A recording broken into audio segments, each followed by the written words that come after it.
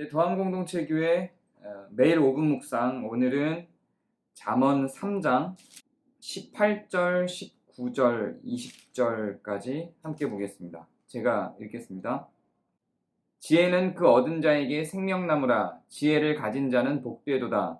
여호와께서는 지혜로 땅에 터를 놓으셨으며 명철로 하늘을 견고히 세우셨고 그의 지식으로 깊은 바다를 갈라지게 하셨으며 공중에서 이슬이 내리게 하셨느니라. 아멘. 오늘 우리가 읽은 이 말씀은 지혜가 갖고 있는 일종의 능력이랄까요? 우리가 생각하고 있던 지혜에 대한 능력과 권능을 굉장히 많이 확장시켜 놓고 있습니다. 그동안 우리가 이 본문이 나오기 전까지 생각했던 지혜라고 하는 건 정의와 공의를 그리고 인자와 평강을 실천하고 분별할 수 있는 능력 정도로 생각을 해왔습니다.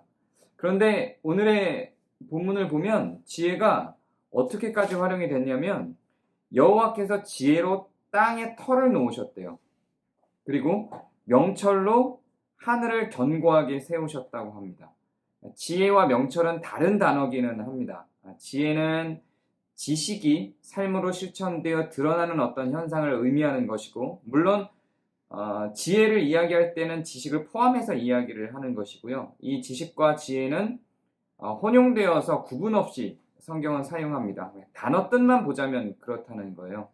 그리고 명철은 근신하고 함께 분별의 의미를 갖고 있다고 전에 한번 나눈 적이 있었죠.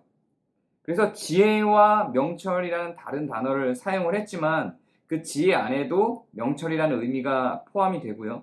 명철이 지혜를 발생시키는 역할을 하기 때문에 지혜와 명철이 서로 구분 없이 마찬가지로 사용이 많이 됩니다. 그래서 사실상 그냥 이 모든 것들을 다 퉁쳐서 지혜라고 생각을 하고 해석을 해도 큰 무리가 없습니다. 그러면 그 지혜로 무엇을 했냐면 땅에 터를 놓고요. 하늘을 견고하게 세웠다고 합니다. 아니 이게 무슨 말이죠? 그동안은 정의와 공의라고 그리고 인자와 평강이라고 이야기되었던 지혜와 명철을 통해서 우리는 정의와 공의를 구분하고 분별하고 실천할 수 있게 되고 인자와 평강을 우리 삶 속에서 실천하고 누릴 수 있게 된다고 생각을 해왔는데 이것이 땅과 하늘을 만드는 데 일조를 했다. 혹은 심지어는 그 지혜와 명철이 땅과 하늘을 만드는데 중심적인 역할을 했다. 이렇게 이해할 수 있는 표현들이 등장을 하는 겁니다. 이것은 무리한 혹은 상징적인 해석이 아니라 저는 이걸 실질적인 표현이라고 생각을 합니다.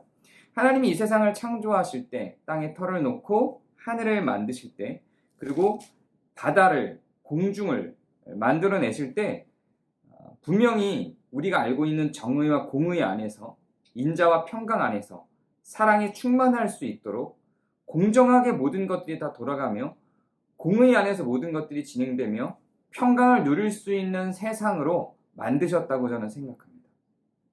그래서 천지 창조가 실질적으로 물리적인 혹은 화학적인 생물학적인 측면에서 물질적인 의미에서만의 창조가 아니라 그 창조의 섭리 가운데 그리고 창조를 실행하시는 그 실행하심 가운데 그 창조된 원리, 창조된 후에 이 세상이 돌아가게 되는 원리, 운영되게 되는 그 모든 원리를 가운데 정의와 공의가 그리고 인자와 평강이 있었다고 저는 믿습니다. 그래서 사실은 그 하나님이 창조하셨던 하늘과 땅과 바다의 모든 섭리 안에서 살아간다면 인간은 공의와 정의를 늘 누리고 인자와 평강을 늘 누리고 살아갈 수 있었던 거죠. 인간의 타락으로 말미암아 지혜를 멀리하는 결정으로 말미암아 지혜를 멀리하게 된 인간의 속성으로 말미암아 이 세상도 함께 타락되며 지혜를 잃은 세상이 되었죠. 그래서 인간의 타락과 함께 세상도 타락하여서 첫 창조의 원리였던 정의와 공의와 인자, 평강을 더 이상 온전하게 누리기 힘든 상태가 되었습니다. 그래서 지혜를 안다는 것은 사실은 즉 공의가 무엇인지 정의가 무엇인지 인자가 무엇인지 평강이 무엇인지를 확인할 수 있고 분별할 수 있고 실천할 수 있는 힘으로서의 명찰과 지혜를 대하고 알게 된다라고 하는 것은 나를 살리고 내가 복되게 살아가는 것일 뿐만 아니라 세상과 모든 인간들이 함께 복되게 살아가는 중요한 요소가 되는 것입니다. 오늘 하루 우리 삶에 하나님께서 남겨놓으신 지혜를 향하여 한 걸음 한 걸음 다시 걸어가는 하루가 되기를 바랍니다. 감사합니다.